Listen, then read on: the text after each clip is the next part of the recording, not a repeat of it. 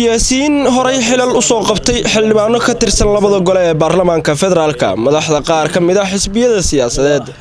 ayaa shir waxa uu uga furmay magaalada Nairobi ee dalka Kenya shirkaasi oo laga hadlayo xaaladda siyaasadeed ee dalka shirkan oo ka socday hotel ku yaala Nairobi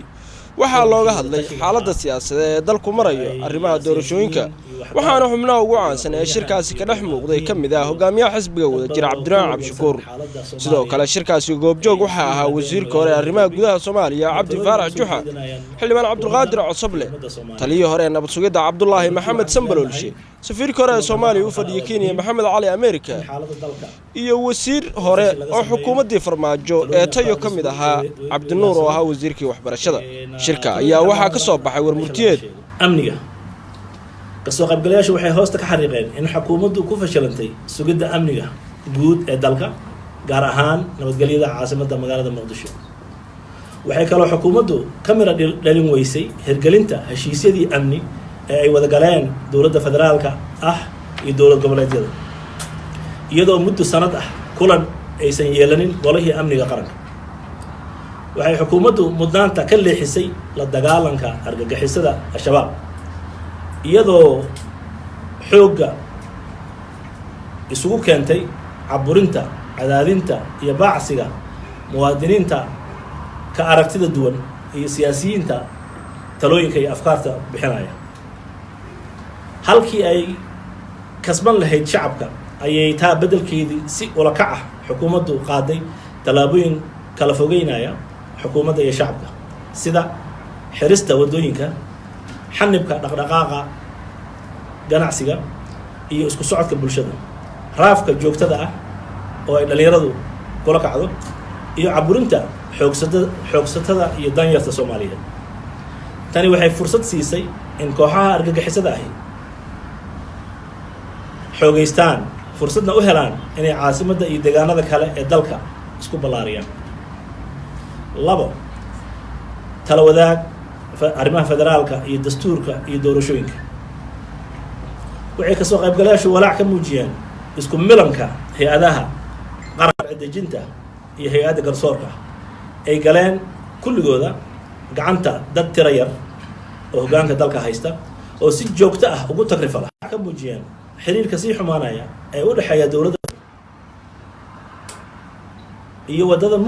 mugdiga ah ee lagu wado howlaha dib u eegista dastuurka iyo doorashooyinka dalka talo la'aanta siyaasadeed daciifinta hay-adaha dastuuriga ah daahfurnaan la'aanta geedi socodka howlaha dhammaystirka dastuurka iyo doorashooyinka waxay walwal geliyeen shacabka iyo saamileyda siyaasadeed ee dalka iyadoo markii ugu horreysay ee halis gashay geedi socodkii dhismaha dowladda iyo nabadeynta Soomaaliya ee ka soo bilowday magaalada Carta sanadkii 2000 jahwareerka siyaasadda iyo arrimaha dibadda kasoo qaybgalayaashu waxay walaac ka muujiyeen inaysan xukuumaddu lahayn siyaasad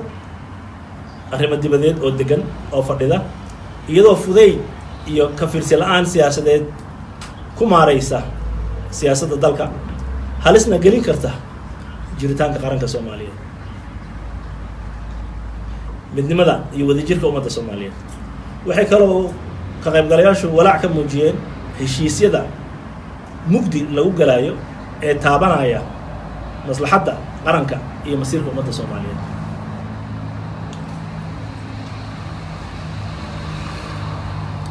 wada hadalka Somaliland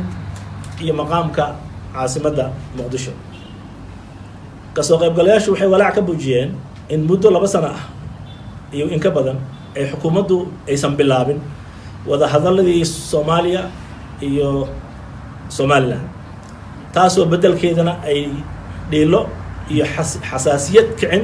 kula dhaqanto walaalaheena reer Somaliland waxay kaloo walaac ka muujiyeen cadaadiska joogtada ah ee xukuumaddu ku hayso shacabka Muqdisho iyadoo hor istaagtay dadaal kasta oo lagu badbaadin karo lagu baadigoobayo in la helo maqaam ay leedahay magaalada caasimadda ee Muqdisho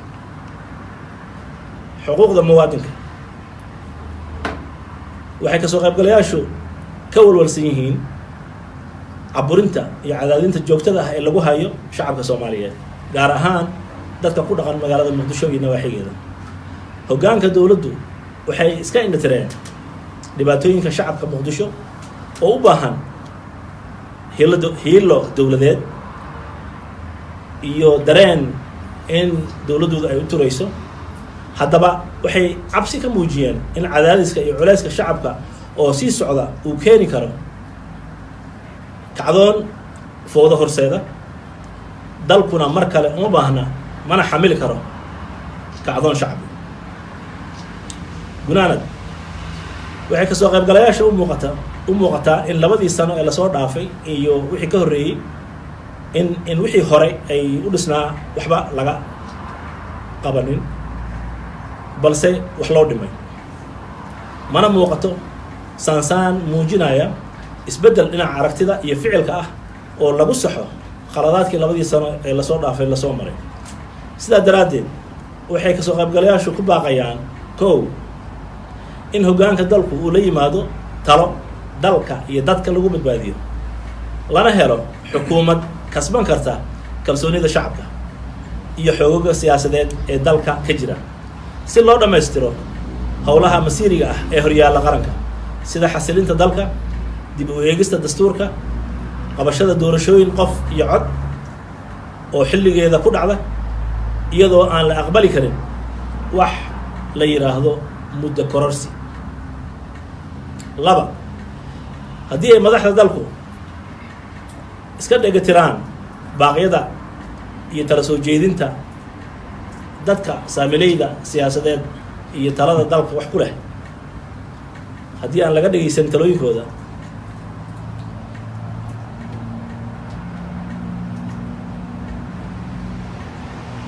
waxaan soo jeedinaynaa in dalka gudihiisa laisugu yimaado shir qaran bisha Juun ee sanadkan 2019 ah oo dalka gudihiisa lagu qabto si looga wada hadlo arrimaha masiiriga dalka.